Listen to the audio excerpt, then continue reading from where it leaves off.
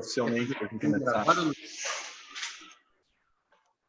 Então, agora sim, gravando. Boa noite a todos. Bem-vindos oficialmente a mais uma live da Cartiva Capital. Daqui a pouco a gente começa. Só lembrando, mandem as perguntas no chat que a gente vai respondendo à medida que elas chegam. Então, vamos começar. Para quem chegou atrasado, a gente está falando um pouco de política americana. Agora o Rafael vai falar um pouco do Brasil. Política do Brasil. Então, essas últimas semanas, foi muito marcada pela atrapalhada fiscal que o governo brasileiro fez ao querer propor que o Renda Cidadã, que é o novo nome para o Renda Brasil, que seria o novo projeto que substituiria o Bolsa Família. Então, o dinheiro para o Renda Cidadã sairia do não pagamento de precatórios. E isso acabou sendo considerado pelo mercado como uma pedalada, assim como fez a Dilma sair do poder, inclusive, não caiu nada bem. A estrutura de negociação do governo parece que mudou, né? O Guedes agora não conversa mais com o Maia, não por conta disso, mas é porque eles mudaram a estrutura de negociação, então eles levam para uma equipe do governo que está disposta a negociar em nome do governo. O Ricardo Barros é um dos principais integrantes, e essa equipe leva para o mercado e vai levar para a Câmara os projetos a serem negociados. Daí parece que foram eles que decidiram que seria uma ótima ideia pegar o dinheiro dos precatórios para pagar a renda cidadã, que o governo Bolsonaro está adorando muito esse populismo para conseguir se manter com popularidade. Então foi essa confusão toda que gerou. Um entende de economia, o outro entende de política, mas nenhum dos dois entende de tudo. Então está uma confusão danada e está bastante ruim, porque o Maia estava disposto a ajudar a aprovar algumas mudanças desenvolvimentistas, mas fato é que não vai dar tempo. O Maia vai tentar só colocar alguém que seja indicado por ele como presidente da Câmara aí a partir de janeiro, mas não vai dar tempo do Maia trabalhar muito. Hoje já é dia 6 de outubro, tem eleição municipal no mês que vem, e aí já começa o preparativo de Natal, ou seja, muito pouco trabalho aí para eles executarem. Mas o gráfico que tem ali é o gráfico de popularidade do governo. Vocês podem perceber que o governo Bolsonaro conseguiu aumentar um pouco a popularidade dele ao longo desse ano. O Ibope, né, CNI e Ibope, não fez pesquisa no primeiro e no segundo trimestre desse ano pela primeira vez por conta da pandemia. Então, a primeira pesquisa desse ano foi essa divulgada há poucas semanas. Mas a popularidade cresceu, como vocês podem ver na inclinação da linha azul. Bolsonaro gostou disso, só observando que a Dilma, quando ganhou a reeleição, estava com o mesmo nível de popularidade do Bolsonaro. Ou seja, se ele aumentar um pouco a popularidade dele, já começa a ter boa chance dele ganhar uma reeleição. E acho que é isso que ele está olhando. Com Renda Cidadã, ele garante um aumentozinho na popularidade dele e tem mais chance dele se reeleger. O que eu acho absurdo, ele já está pensando nisso há 2 anos e meio do fim do mandato, mas tudo bem. Então, o mercado não gostou nada disso, foi péssimo. E os números das contas fiscais estão bastante ruins. Tem 66 milhões de pessoas no auxílio emergencial, então o déficit está enorme. A gente deve ter um déficit primário de 15%, se eu não me engano, do PIB. E esse déficit tem que reduzir para próximo de 3% a partir do ano que vem, para o Brasil não quebrar. E aí os títulos se desvalorizaram. Pode ir para a próxima página, Luiz. Eu escrevi umas 3 vezes sobre a queda das LFTs, que é o que está nesse gráfico. Pela primeira vez eu vi as LFTs recuando. LFT é o título público do governo pós-fixado que segue a taxa Selic.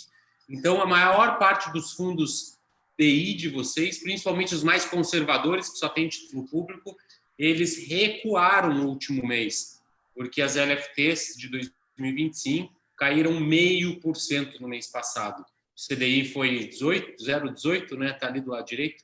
Foi 0,16. 0,16. Só que mesmo o CDI sendo positivo, 0,16, as LFTs caíram próximo de 0,5%. Por que isso aconteceu? Porque o mercado não acha que é vantajoso ter um título público rendendo 2% ao ano. Além de ter essa questão fiscal a ser discutida, o que eu achei bastante bom, porque o mercado pressionou o governo, né? Falou, vocês estão fazendo besteira, continuam a fazer besteira, nem LFT a gente quer ter na carteira. E o Banco Central talvez também tenha acordado que fez um exagero na dose do remédio com a taxa básica de juros em 2%. comenta-se muito, né, Luiz? Você comentou esses dias que o Stuhlberger e o Xavier, acho, né? Dois grandes gestores do Brasil falaram que a taxa de juros não deveria ter caído para baixo de 4, e realmente não deveria. Você olha os pares do Brasil, a gente enxerga taxas de 4, de 6, de 8, de 12%. A Argentina está em 30%, se não me engano, sei lá, mas a Argentina não conta. Mas diversos países similares ao Brasil com taxas acima de 4. O Brasil está lá com taxa de 2, achando que é Luxemburgo. Não sei se tem taxa tão baixa, deve ser taxa negativa aqui no lugar. Mas o Brasil é o Brasil, então eles realmente exageraram e o mercado está provando isso.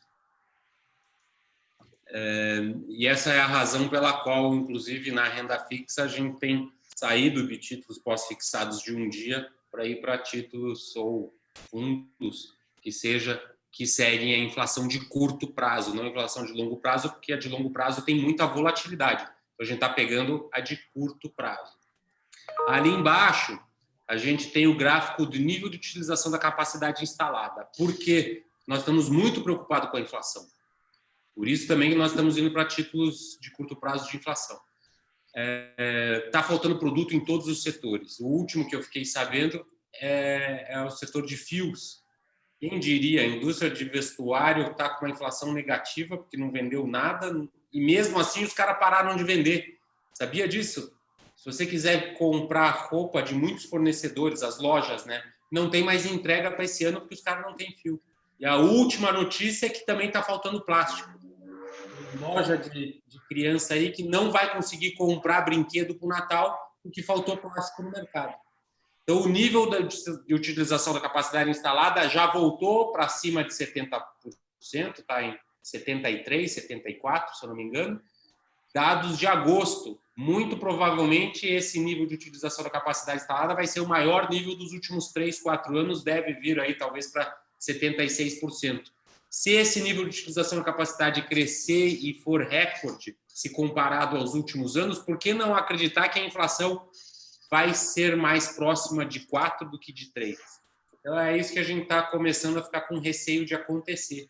A inflação não vai permanecer em 3, como o mercado acha, pelo menos é a nossa suspeita.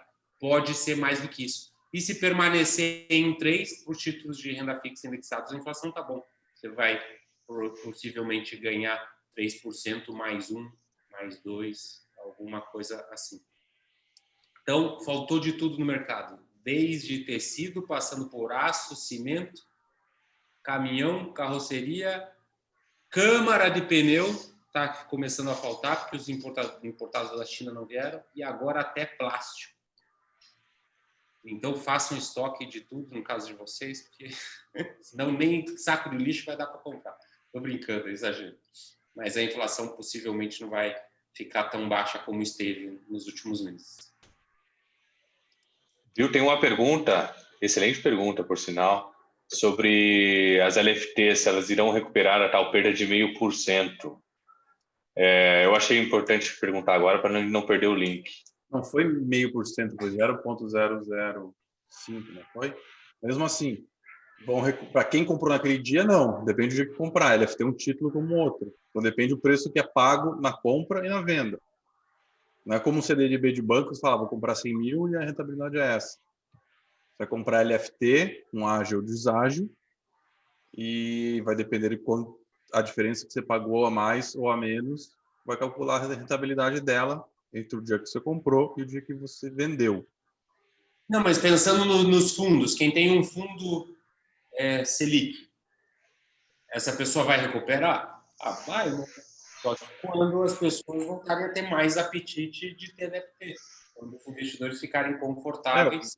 E o problema é o fundo Selic, o investidor está acostumado com renda fixa, começa a ver cota negativa, desespera, vende ou força o fundo a vender, vai criando aquele efeito bola de neve, né? Que acaba prejudicando mais do que ajudando.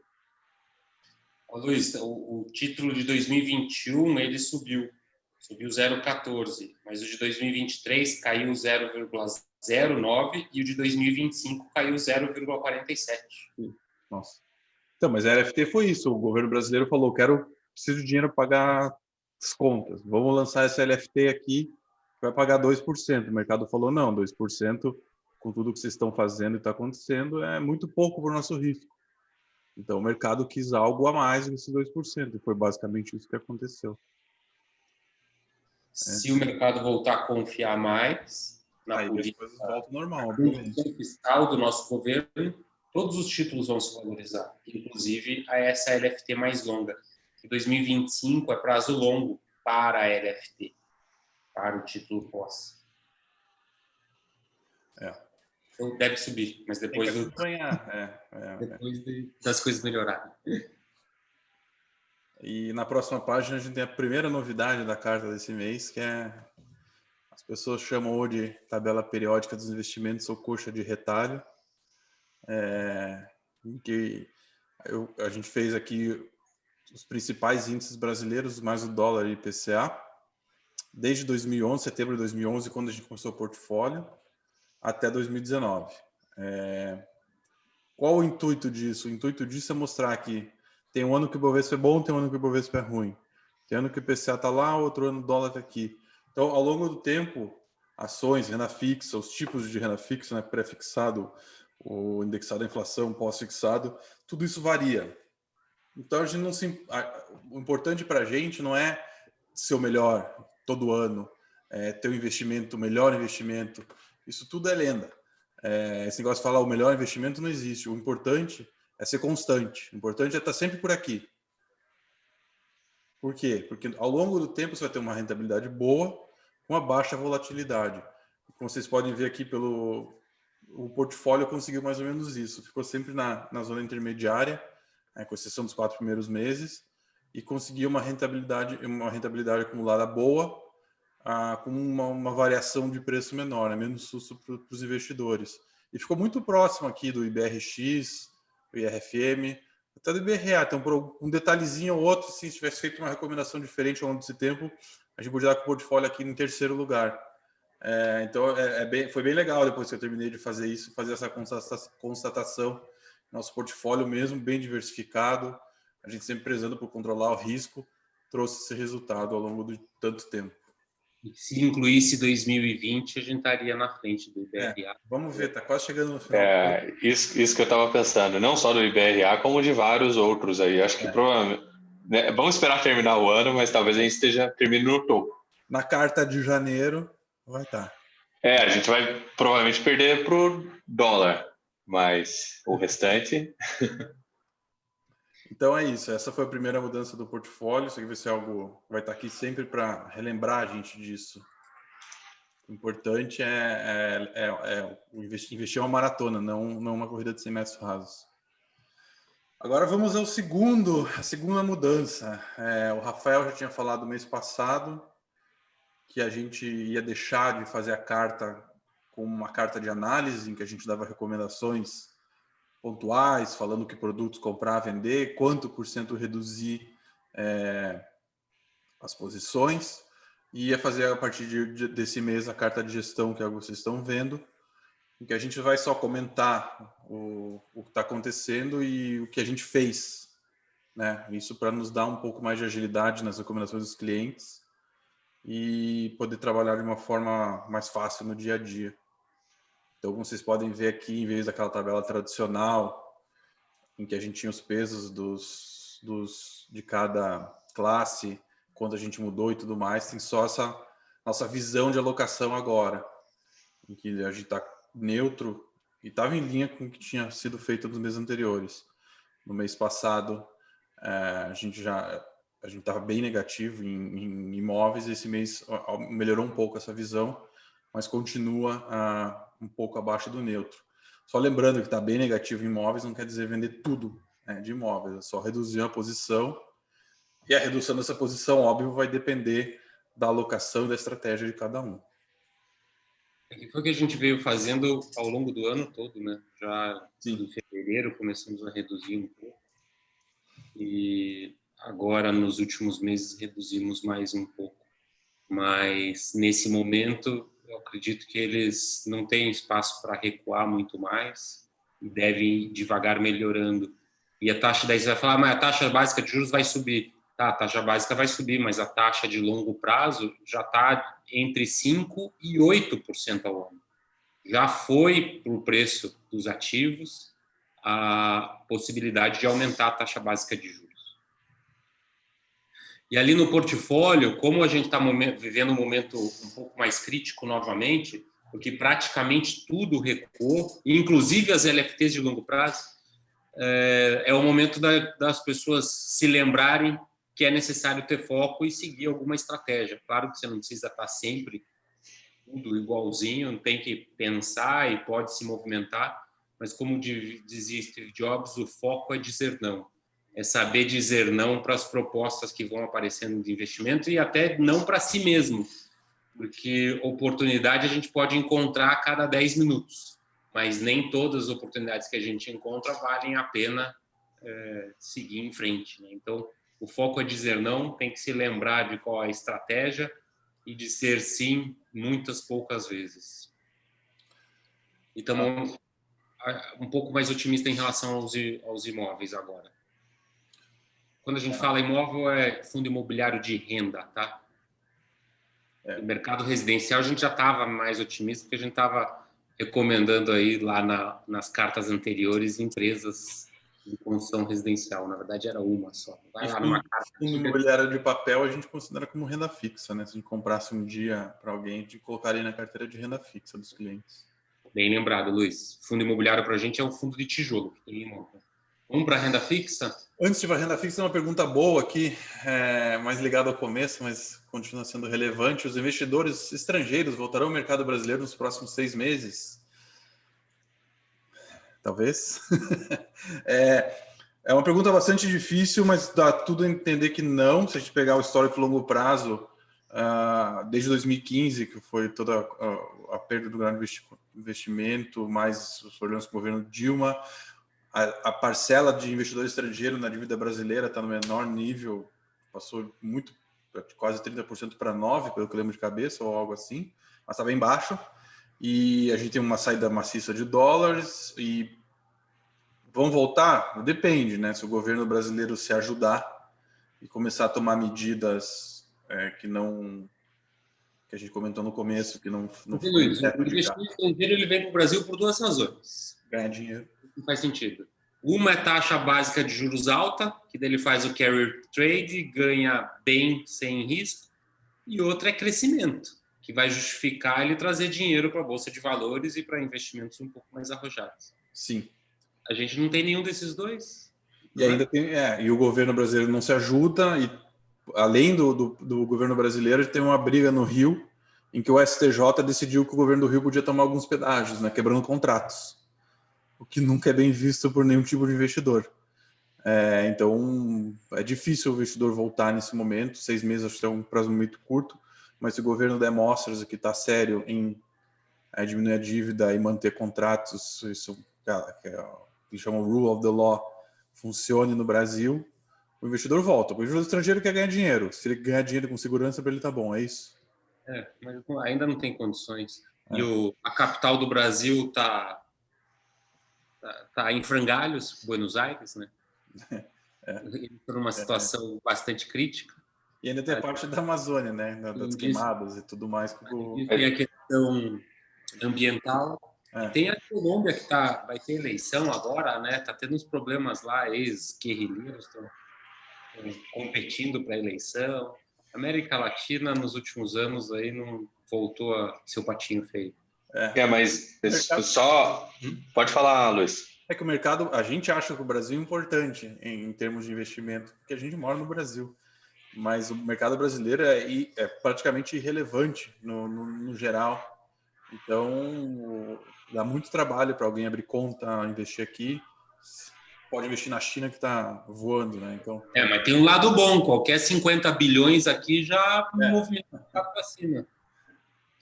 Pode falar agora, Murilo. Não, mas é interessante. Por outro lado, o mercado de M&A nunca esteve tão aquecido, né? E eu não sei se é por isso, mas algumas causas pode ser o real desvalorizado, né? Lembrado. Então, você está tendo aí várias compras de empresas brasileiras enfim, de certa forma, são pessoas que estão acreditando, né, no futuro, né? Senão não comprariam empresas aqui. Então, essa desvalorização aí pode... por outro lado, eu acho que na economia real mesmo, né, a compra de empresas está acontecendo, isso é fato. Está aquecido, está. Agora, o motivo talvez seja um deles. Vamos para a renda fixa? Vamos. Então, a renda fixa ali eu apresentei o IPCA aberto, a gente observa que o combustível subiu, mas é muito por conta do dólar também, né? Saúde recuou e vestuário recuou. Educação também recuou. Então, o que está segurando o IPCA um pouco para baixo são esses 3 itens. Vestuário não vai mais segurar, porque as vendas estão voltando e está começando a faltar mercadoria. Saúde, confesso que eu não tenho propriedade para dizer. E educação, eu acredito que no ano que vem deve voltar a subir, porque a demanda por educação deve ter recuado, né? Quem vai querer... A demanda por cursos novos deve ter reduzido muito por conta da pandemia. Então, por isso que o mercado de educação deve ter reduzido seus preços. Mas a alimentação está altíssima, a habitação está um pouco alta, só lembrando que 0,47 equivale a 6% ao ano, e o índice geral de 0,45 agora no dia 15 indica uma inflação anualizada acima de 5. Então, não pode continuar nesses níveis. Deve continuar nos próximos meses um pouco elevado ainda. Então, é uma preocupação e, como a gente tinha falado, título público indexado ao IPCA nos parece ser a melhor opção para a renda fixa. Entretanto, as taxas pré-fixadas estão muito boas, né? A gente tem encontrado CDBs pagando até 6% ao ano, título público pagando entre 4%, 5% até 8% ao ano. Taxas fantásticas, então já dá para começar a aproveitar. Só lembrando aqui em relação aos resultados, mesmo com tudo que aconteceu esse ano, o portfólio está levemente positivo, ganhando do benchmark, em 12 meses está com uma rentabilidade razoável. Então, e a carteira renda fixa também, né? Rentabilidade em 12 meses positiva. Aproveita e mostra na próxima página a rentabilidade da renda fixa, Luiz. Ela caiu, né? Os títulos de longo prazo recuaram. É o 0,74, mesmo assim continuando positivo no ano.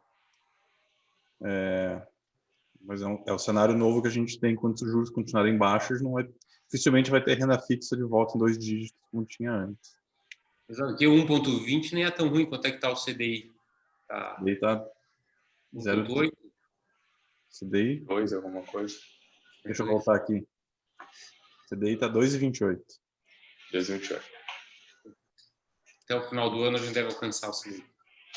Falando agora da carteira de imóveis, o que está curioso no mercado imobiliário são as renegociações. A gente vê fundos aí que está com 60%, 50% dos seus inquilinos em negociação, ou diferindo, ou pedindo desconto.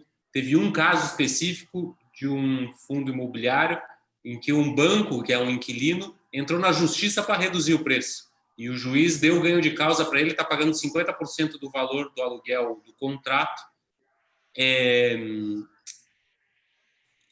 depósito judicial, nem pagando para o fundo está. Então está tendo muita negociação. Isso tudo já foi para o preço dos fundos imobiliários, por isso que eles não recuperaram tão bem quanto o mercado de ações recuperou, mas eles estão conseguindo pagar uma média próximo de 0,5% de rendimentos, o que é fantástico. Tem alguns fundos pagando até mais.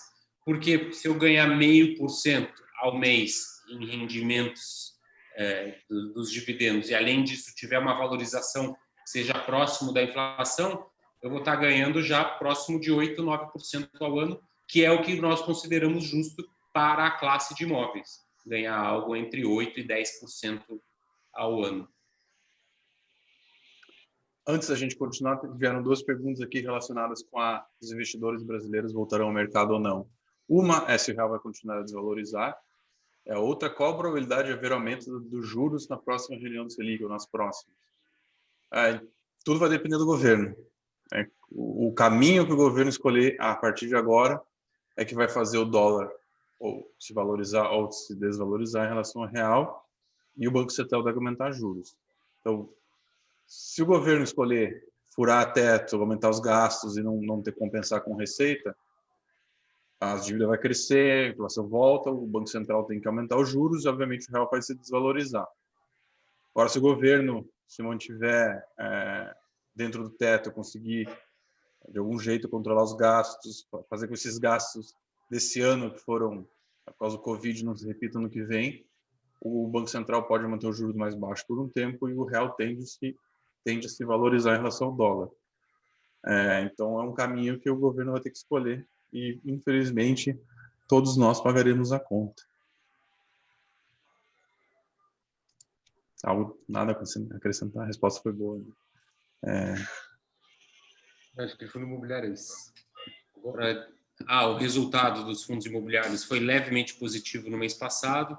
A gente continua perdendo um pouco para o benchmark, que é o índice FIX, no acumulado do ano, mas no acumulado desde o início a gente está ganhando de longe do índice FIX. A gente fez muita gordura. Perder 1% agora não é nada. Mas tá ok, tá razoável, eu diria. O rendimento do curto prazo desde o início está fantástico, né? A expectativa, como eu disse para vocês, é algo entre 8% e 9% ao ano de retorno para essa classe. Falando agora do mercado de ações, nós não fazíamos o preço justo do Ibovespa há muito tempo, na verdade, desde o dia 16 de março, no meio da pandemia, quando nós precificamos o Ibovespa em 83 mil pontos, em uma live que foi apresentada no dia 16, 17 de março desse ano, e revisamos esse preço justo. O preço justo agora está em 101 mil pontos, ou seja, quando subiu para acima dos 105, realmente ficou um pouco caro, mas também mais próximo de 90 parece ser um pouco barato. O que está sendo considerado aí? Uma queda no lucro das empresas, próximo de 40% nesse ano, e uma retomada aí próximo de 8%, 9% ao longo dos próximos anos. Apesar do que a gente acredita que a retomada do ano que vem será mais forte. Então, vai ser uma recuperação em V para as empresas, a gente acredita, e no ano que vem melhoraria. Só um detalhe, os lucros das empresas estão caindo forte, mas o lucro operacional ou o fluxo de caixa está um resultado muito melhor.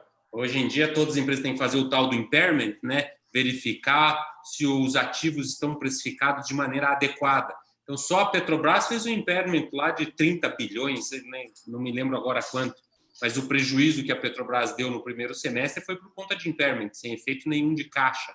É simples reprecificação de ativos. Então, precisa tomar um pouco de cuidado ao olhar apenas no lucro e principalmente o lucro de curto prazo. A expectativa de lucro lá nos Estados Unidos, eu vi esses dias, Luiz, é que no ano que vem já seja um lucro maior do que foi no ano passado. Eu confesso que achei um pouco exagerado, mas teus amigos aí estão acreditando que isso vai acontecer? Pode ser, né? As empresas de tecnologia ganharam muito mercado. Tem muitas empresas de tecnologia que não existiam e agora estão... O Zoom, ele passou de 70 mil clientes antes da pandemia para 400 mil. O resultado dele do trimestre, do segundo trimestre, foi maior que 2019 inteiro. Então, tem muitas empresas que vão se beneficiar disso e, com certeza, podem aumentar o lucro e compensar o que as outras empresas perderam. Apple, Google, Facebook, todas essas empresas estão muito fortes. Microsoft, então... Mas a gente já falou aqui na Carta outras vezes, as empresas de tecnologia. A Apple, ela não era tratada como uma empresa de software e, na verdade, não sei, mas o mercado não via isso. Mas o preço-lucro da Apple, acho que dobrou nesse ano. Dobrou. A Apple era vista como empresa de hardware e está começando a mudar essa percepção. 20% da receita já é de serviços, né? De assinatura.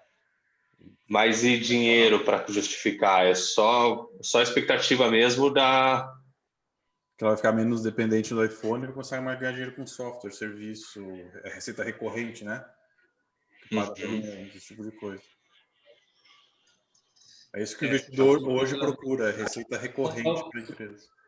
Só voltando a falar do Brasil, foi considerado uma taxa de retorno adequada para o mercado de ações de 11%. Então, não foi uma taxa de retorno tão baixa.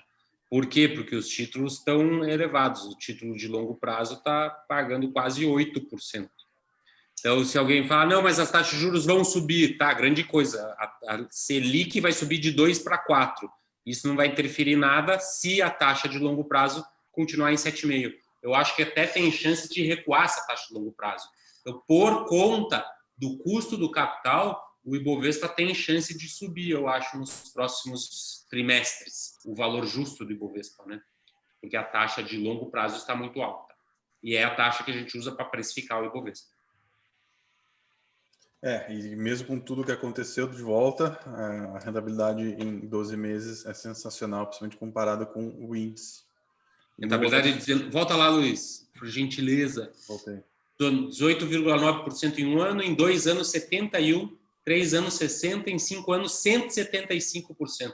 O investidor da Bolsa brasileira ou os investidores que estão nos dando oportunidade de gerir a carteira de ações deles realmente tem muito a comemorar, mesmo com esse ano que está não está recuando, né, Luiz? Porque o Ibovespa e o IBRA tá, mas a nossa carteira está subindo ainda 3,5%.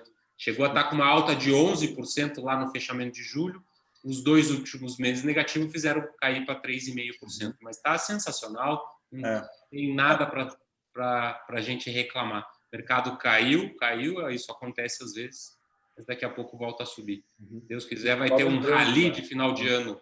E desde o início também não está ruim, 10,5% ao ano, com tudo que aconteceu desde 2011, não está tão ruim, 150%. Mas se a gente pegar o resultado mês a mês, a gente vê esse monte de vermelho aqui. Teve ano a 1, 2, 3 anos negativos em 9. Então, como eu falo, paciência, um mês, um ano é curto prazo e não nos ajuda a ter ideia nenhuma se nosso portfólio está rendendo bem ou não. Só nos ajuda a entender se ele está variando muito ou pouco. Mas no longo na classe de alternativos, tudo caiu, mas eu fiquei muito feliz porque a gente tinha aumentado o risco. E, Murilo, a gente praticamente está com muito poucas carteiras com fundos de baixa volatilidade, né? Sim, a gente aumentou bastante o risco e caiu menos, era isso que você ia falar? Sim.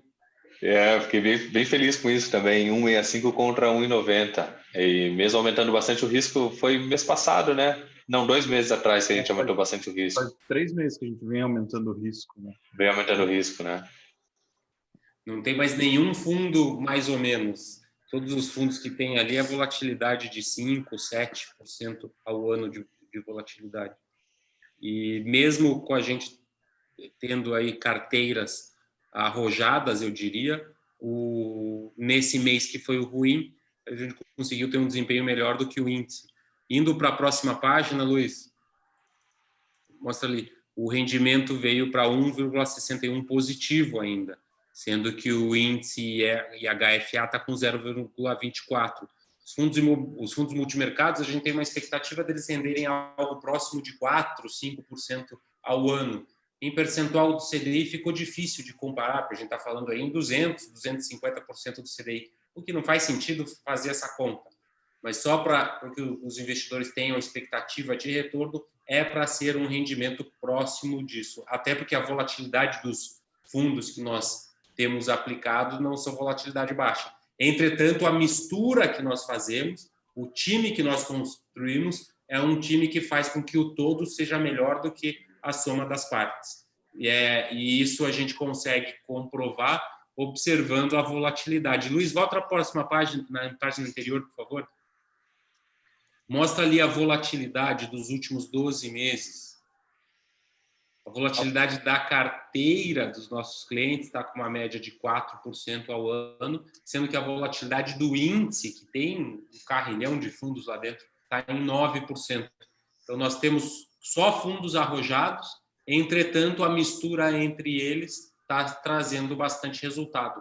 Não tanto em rentabilidade, porque a rentabilidade está só um pouco acima do HFA e HFA, mas em volatilidade em risco. A gente está com um risco que hoje é menos da metade do risco do índice, da cesta de fundos multimercados feitos pela Ambima.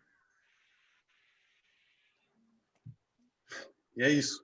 Agora, deixa eu fazer só um resuminho da expectativa do todo. Pode ser, Luiz, ou você quer falar do disclaimer agora? Só para você ver, o disclaimer é novo, a gente aderiu ano passado aos códigos de autorregulação da ANBIMA de gestão de patrimônio e gestão de recursos, então a gente tem que seguir muita regra no dia a dia do compliance, como faz tudo isso que vocês estão vendo, mas a gente acha que nos ajuda também a sempre manter nosso trabalho muito próximo do melhor que a gente consegue. E o melhor foi a gente ver no meio da pandemia que o plano de contingência seria usado um dia. Exatamente. Jamais estava escrito lá. O plano de contingência precisasse ser usado. E Murilo, tirou ele da cartola lá no mês de março. Eu tirei da cartola. Ali lá estava escrito lá, em caso de pandemia, o que fazer? E a gente estava se preparando já antes de todo mundo. Nem sabia que tinha, né? Sendo bem sincero. Foi bem bom. Agora, o pessoal, por favor, podem fazer perguntas. Só quero dar não orientação, né, mas um cenário. A gente está levemente otimista, apesar de tudo. O Brasil sempre foi uma bagunça, sempre falei isso. Quem leu os livros do Laurentino Gomes sabe muito bem que desde o século XIX o Brasil é meio bagunçado. Mas a gente está no momento que os ativos estão levemente baratos, eu diria. É tudo uma questão relativa. O cenário pode estar ruim, mas os ativos de graça. Eu prefiro comprar ativo de graça em cenário ruim do que comprar ativo caro em cenário fantástico. Até porque a gente sabe que o cenário nunca fica fantástico para sempre. Sempre tem uma tempestade por vir. Então, nós estamos hoje até um pouco mais confortáveis de comprar ativos do que estávamos há 2 meses.